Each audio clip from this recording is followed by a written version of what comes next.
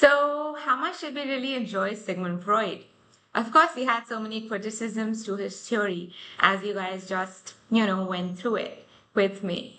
Following Freud, Freud obviously had a lot of students he taught, and these individuals were people just like me and you who were taught lessons by Freud. And they were individuals who kind of rebelled on his theory. Okay, they said that everything was not just sexual in nature, and society on the whole had a great role to play in the development of our personality.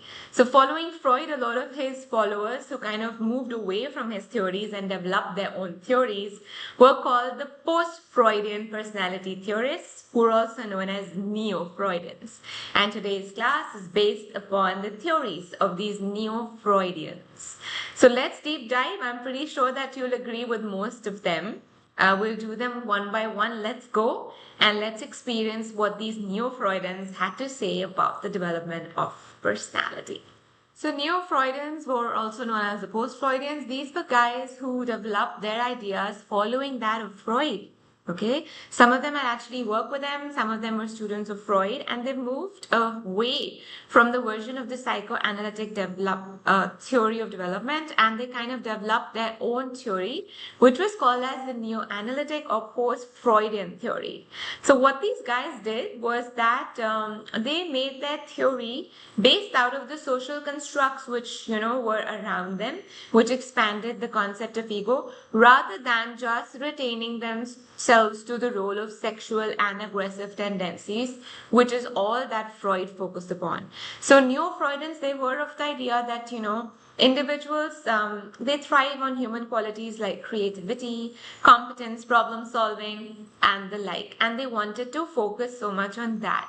So with this, the very first analytic or the post-Freudian theorist who came around was known as Carl Jung. I'm sure that most of you have heard about Carl Jung before, and his was the theory of analytical psychology.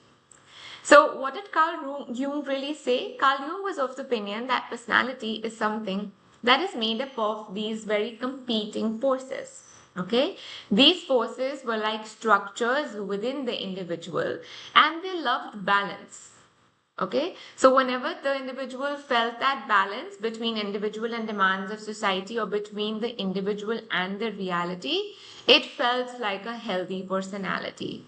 So Jung was the first one, guys, to say that individuals, we all had a collective consciousness which comprised of archetypes or premodal images. For example, when I say the word Mahatma Gandhi, what comes to your mind? Gandhism? Non-violence? So that actually is fed to us from maybe the collective around us, and that is our collective unconscious. Okay? Freud's student Jung, he held that the self struggles a lot for unity and oneness. All of us love to be one. We all love to be at one or peace with others. But unfortunately, it is an archetype that gets expressed in many ways. So he devoted much of his efforts to the study of the expression of such archetypes in various traditions. For example, what if I say the word Mother Teresa?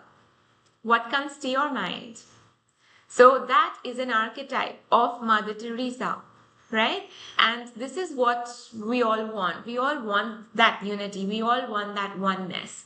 And the self, because it's always struggling for it, it's always wanting to come to harmony with others, of coexistence with others, of that peace and oneness with another. So that is what Freud's student Carl Jung was kind of envisaging on. So according to Carl Jung, achieving that unity and wholeness is what helps the person increasingly attain that wisdom, okay, which is kind of available for every individual in their collective unconsciousness. So that sense of oneness and unity can only come from the individual tapping into one's own wisdom, which they are granted to just because of their worthiness, just because of they exist here, yes.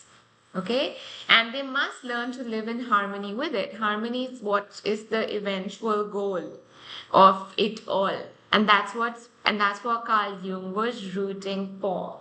So these were the important keywords for Jung's theory. Please make sure you underline. It is the archetypes and primordial images, which is very important, could always come as a 2 marker. So guys, please focus on that. Okay, so this was the first Neo-Analytic or a Neo-Freudian. We're going to move on to the next one, whose name is Horney. Okay, so Horney's theory was focused on optimism, unlike Carl Jung, whose theory was focused on analytical psychology. Do not forget these terms, guys.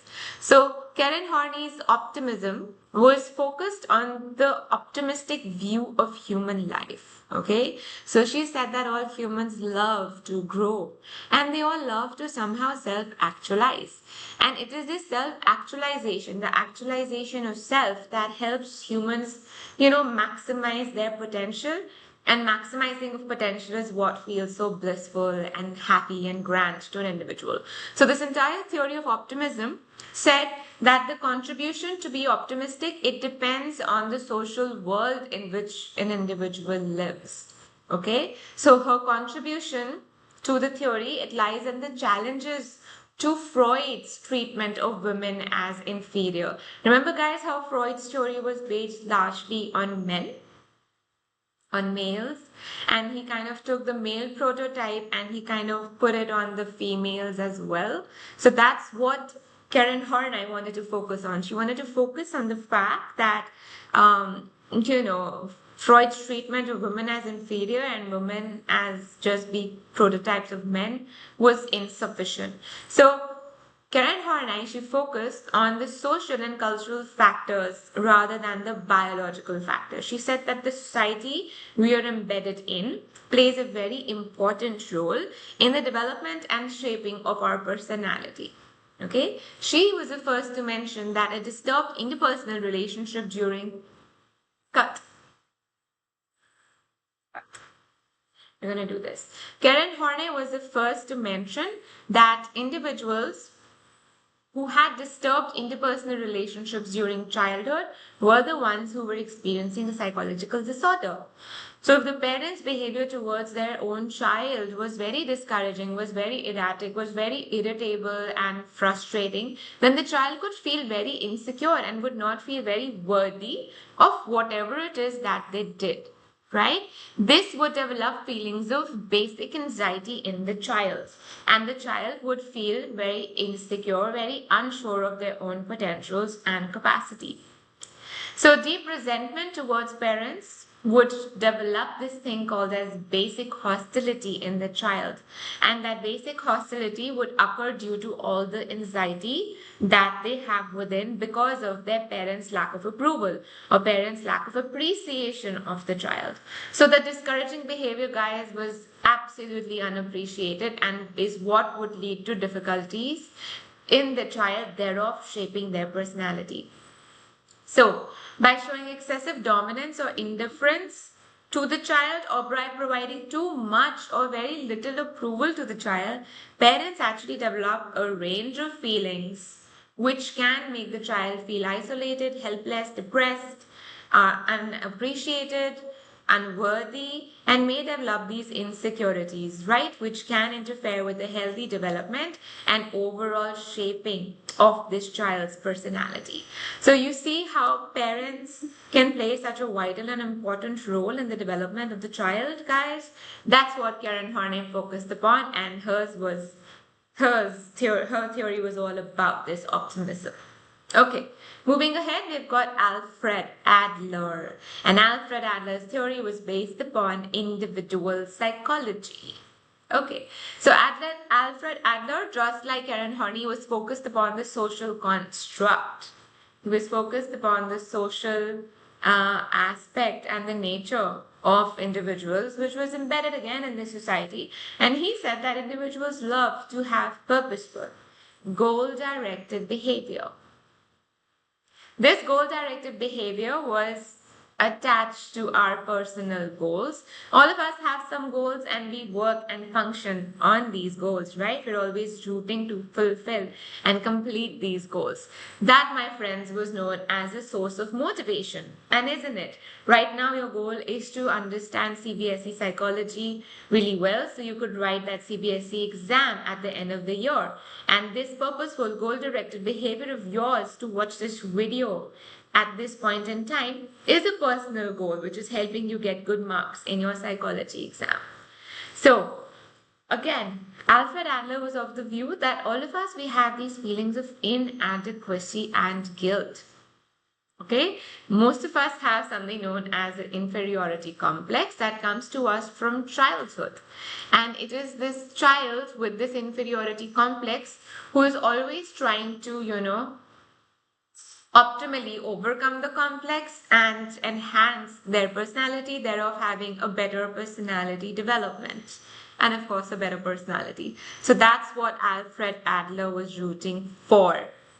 Okay, that's Alfred Adler's theory. We'll move on to the second last Neo-Freudian now.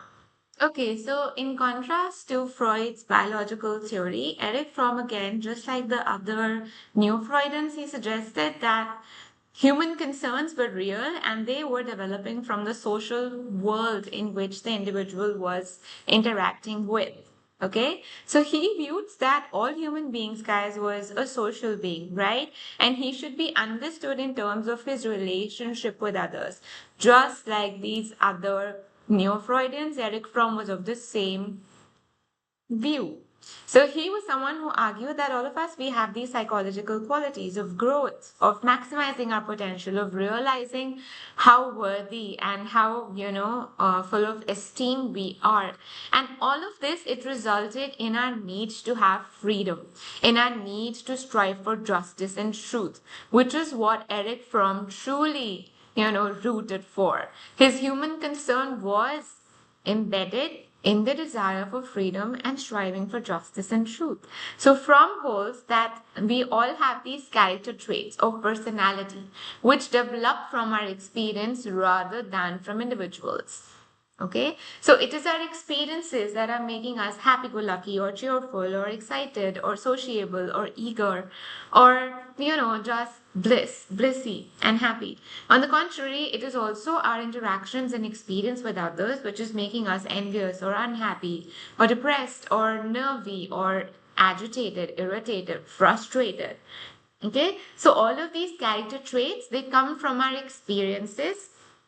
And of course, you change the experience, you change the personality type of the individual. So Erik Fromm's work, it recognizes the value of positive qualities. And it says that all of us, we have these qualities from nature, from birth. We're blessed with these qualities from the time that we're born. Okay? Qualities of tenderness and love, which exist. But it would be even great to value and recognize this when it comes to our own personality development. That is what Erik Fromm is proposing, guys, and I'm sure that all of you also agree with this. Up next, we've got Erikson's theory, and Erik Erikson was the last Neo-Freudian, guys, and his theory is based on the theory of identity. So Erik Erikson says that all of us, he kind of lays a lot of stress on the rational, conscious ego processes in personality development. So what is meant by rational? Rational is just something which could be understood.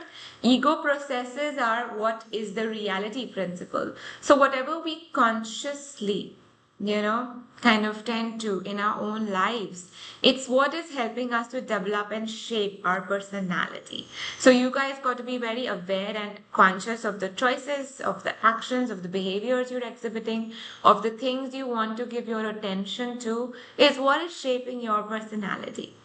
In his theory, which he speaks about identity development, he says that development is something which is honestly like a lifelong process. It just goes on. And he speaks of ego identity.